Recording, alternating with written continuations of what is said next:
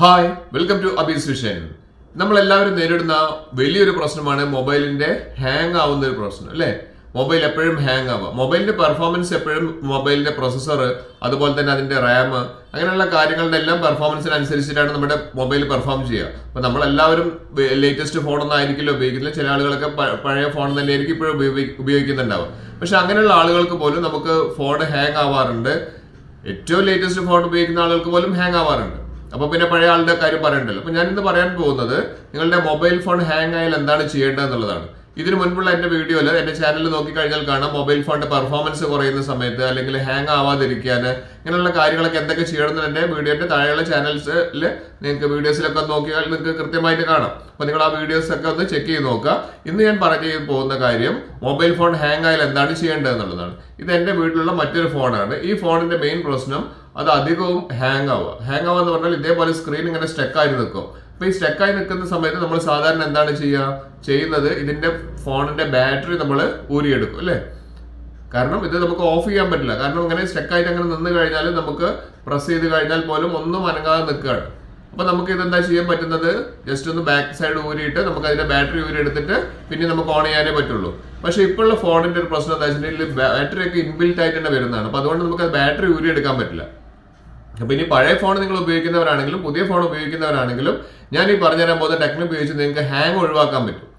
പിന്നീട് നിങ്ങൾക്ക് നല്ലപോലെ തന്നെ യൂസ് ചെയ്യാനും പറ്റും. ഇത് നിങ്ങൾ ചെയ്യേണ്ടത് ഞാൻ എപ്പോഴും പറയുന്ന പോലെ തന്നെ നിങ്ങൾക്ക് അറിയുന്നവരാണെങ്കിൽ മാത്രം അത് ചെയ്യുക, അല്ലെങ്കിൽ അറിയാവുന്ന ആളുകളെടുത്ത് കൊടുത്തിട്ട് ചെയ്യുക, അല്ലെങ്കിൽ നിങ്ങളുടെ തൊട്ടടുത്തുള്ള മൊബൈൽ ടെക്നീഷ്യന്മാരെടുത്ത് കൊടുത്തിട്ട് ചെയ്യുന്നതാണ് നല്ലത്. കാരണം പലരുടെയും ഫോണ് ലക്ഷക്കണക്കിന് രൂപയുള്ള വിലയുള്ള ഫോണുകളൊക്കെ ആയിരിക്കും. അതിൽ അവിടെ ഇവിടെയൊക്കെ പിടിച്ച് ഞെക്കിയിട്ട് പ്രശ്നം ഉണ്ടാക്കിയിട്ട് എന്നെ പറഞ്ഞിട്ട് കാര്യമില്ല.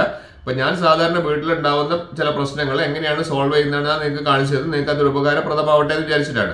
അതിനു മുൻപ് എന്റെ ചാനൽ സബ്സ്ക്രൈബ് ചെയ്യാതെ കാണുന്നവരാണ് സബ്സ്ക്രൈബ് ബട്ടൺ ഒന്ന് പ്രസ് ചെയ്യുക, ലൈക്ക് ചെയ്യാനും അതുപോലെ തന്നെ ഇഷ്ടപ്പെട്ട കഴിഞ്ഞാൽ ഫ്രണ്ട്സിന് മൊത്തം ഷെയർ ചെയ്യാനും മറന്നു പോകരുത്. നിങ്ങളുടെ മൊബൈൽ ഫോൺ ഹാങ് ആയി കഴിഞ്ഞാൽ എന്താണ് ചെയ്യേണ്ടതെന്നുള്ളതാണ് ഞാൻ നിങ്ങൾക്ക് കൃത്യമായിട്ട് കാണിച്ചു തരുന്നത്. ഇത് റിയൽമി ഫോണിലെ കാര്യമാണ് ഞാൻ കാണിച്ചു തരുന്നത്. റിയൽമി ഫോൺ നമുക്ക് എങ്ങനെയാണ് സാധാരണ പലർക്കും നേരിടുന്ന പ്രശ്നമാണ് ഇതേപോലെ ഹാങ് ആയി നിൽക്കുക. വീഡിയോ മുഴുവനായിട്ട് കാണണം, ഒരാൾ പോലും സ്കിപ്പ് ചെയ്യരുത്. കാരണം അവസാനം വരെയുള്ള ഓപ്ഷൻസ് ഇമ്പോർട്ടൻ്റ് ആണ്. 2-3 ടൈപ്പ് ഫോണുകളിൽ ചെയ്യുന്ന കാര്യങ്ങളും അഥവാ ഇതിൽ എന്തെങ്കിലും മെസ്സേജുകൾ വന്നു കഴിഞ്ഞാൽ എന്താണ് ചെയ്യേണ്ടതെന്നും പറയുന്നുണ്ട്. ആരും സ്കിപ്പ് ചെയ്യരുത്. അപ്പോൾ ഇതുപോലെ ഹാങ് ആയി കഴിഞ്ഞാൽ നമുക്ക് കാണാം സാധാരണ നമ്മുടെ ഫോണിൻ്റെ ലെഫ്റ്റ് സൈഡിൽ പവർ അപ്പും പവർ ഡൗണും ആണ് ഉണ്ടാവുക. അതേപോലെ തന്നെ റൈറ്റ് സൈഡിൽ നമുക്ക് പവർ ബട്ടണും ആണ് ഇപ്പം റിയൽമിയിൽ കാണുന്നത്. ഇവിടെ കണ്ടില്ലേ. പക്ഷേ ഇവിടെ നമുക്ക് റിയൽമിയിൽ വരുന്നത് ഒരുമിച്ചാണ്. അതായത് പവർ ബട്ടണും അതുപോലെ തന്നെ അതിൻ്റെ തൊട്ടടുത്ത് തന്നെയാണ് വോളിയം അപ്പും ഡൗണും വരുന്നത്. അപ്പം പല ഫോണുകൾക്കും പല രീതിയിലൊക്കെ ആയിരിക്കും. അപ്പം നമ്മൾ ചെയ്യേണ്ടത് ഇതേപോലെ ഹാങ് ആയി കഴിഞ്ഞാൽ നമ്മൾ ചെയ്യേണ്ട ഒരു കാര്യം എന്താണെന്ന് വെച്ചാൽ ഫോൺ ഇതേപോലെ എടുത്തിട്ട് പവർ ബട്ടണും അതുപോലെ തന്നെ വോളിയം അപ്പ് ഡൗൺ ഈ 3 ബട്ടണും കൂടി ഒരുമിച്ച് അമർത്തുക. ഇതിൽ കുറച്ചൊരു ബുദ്ധിമുട്ടാണ്. കാരണം നമുക്ക് 3 വിരലും കൂടി ഒരുമിച്ച് വേണം അമർത്തണം എന്നുണ്ടെങ്കിൽ അത് പല ഫോണിലും പല രീതിയിലൊക്കെ ആയിരിക്കും. വീഡിയോ ആരും സ്കിപ്പ് ചെയ്ത് കൃത്യമായിട്ട് കണ്ടാൽ മാത്രമേ മനസ്സിലാവൂ. അതായത് ഫോൺ ഇതേപോലെ സ്റ്റക്കായിട്ട് നിൽക്കുകയാണെങ്കിൽ മാത്രമാണ് നമ്മൾ ഇങ്ങനെ ചെയ്യേണ്ടത്. വേറെ ഒരു രീതിയിൽ നമുക്ക് റീസ്റ്റാർട്ട് ചെയ്യാൻ പറ്റുന്നില്ലെങ്കിൽ നമ്മൾ ഈ പറഞ്ഞിരിക്കുന്ന 3 ബട്ടൺ, ഇത് റൈറ്റ് സൈഡിൽ കാണുന്ന പവർ ബട്ടൺ, അതുപോലെ തന്നെ power up power down volume up volume down, ഇത് 3 കൂടി ഒരുമിച്ച് അമർത്തിയാൽ കണ്ടില്ലേ ഇതേപോലെ ഫോണൊന്ന് റീസ്റ്റാർട്ടായി കിട്ടും. കാരണം എന്താ വെച്ചിട്ടുണ്ടെങ്കിൽ ഇതിൻ്റെ ബാറ്ററി നമുക്ക് ഊരിയെടുക്കാൻ സാധിക്കില്ല. കാരണം ഇൻബിൽറ്റ് ആയിട്ടുള്ള ബാറ്ററിയാണ്. അതുകൊണ്ടാണ് ഈ ഒരു രീതിയിൽ ചെയ്യുന്നത്. ഇനി നമുക്ക് ബാറ്ററി ഊരിയെടുക്കാൻ പറ്റുന്നതാണെങ്കിൽ ജസ്റ്റ് ബാറ്ററി ഊരിയെടുത്തതിന് ശേഷം ജസ്റ്റ് ഇട്ട് കൊടുത്താൽ മതി. ഏത് ടൈപ്പ് ഫോണിലും നിങ്ങൾക്കത് ഉപയോഗിച്ച് നോക്കാൻ പറ്റുന്നതാണ്. ഇപ്പോൾ റിയൽമിയിൽ ഈ ഒരു രീതിയിലാണ്. ഇത് ഒന്ന് കുറച്ച് നേരം വെച്ച് കഴിഞ്ഞാൽ കണ്ടില്ലേ ഇത് സെറ്റായിട്ടുണ്ട്. ഇനി ഇതേ കാര്യം നമുക്ക് മറ്റുള്ള ഫോണിൽ എങ്ങനെയാണെന്നുള്ളത് കൂടി ഞാൻ കാണിച്ചു തരാം.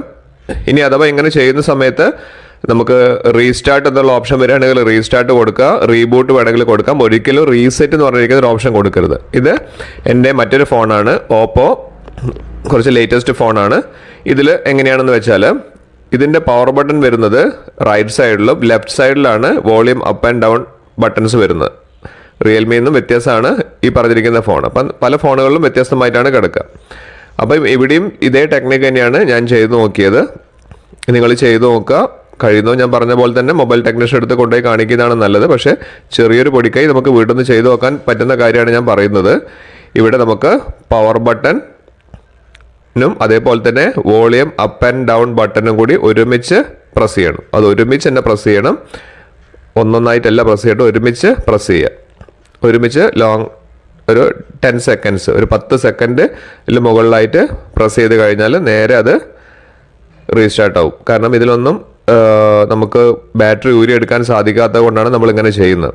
പിന്നെ ഇത് ഓണായി വരുന്നുണ്ട്. ഓണായി വരുന്ന സമയത്ത് ചിലപ്പോൾ നമുക്ക് ഒരു മെസ്സേജ് കാണിക്കും റീബൂട്ട് അല്ലെങ്കിൽ റീസ്റ്റാർട്ട് എന്നുള്ളതൊക്കെ. അത് നമ്മൾ റീബൂട്ടോ അല്ലെങ്കിൽ റീസ്റ്റാർട്ടോ പ്രസ് ചെയ്ത് കൊടുത്താൽ മതി.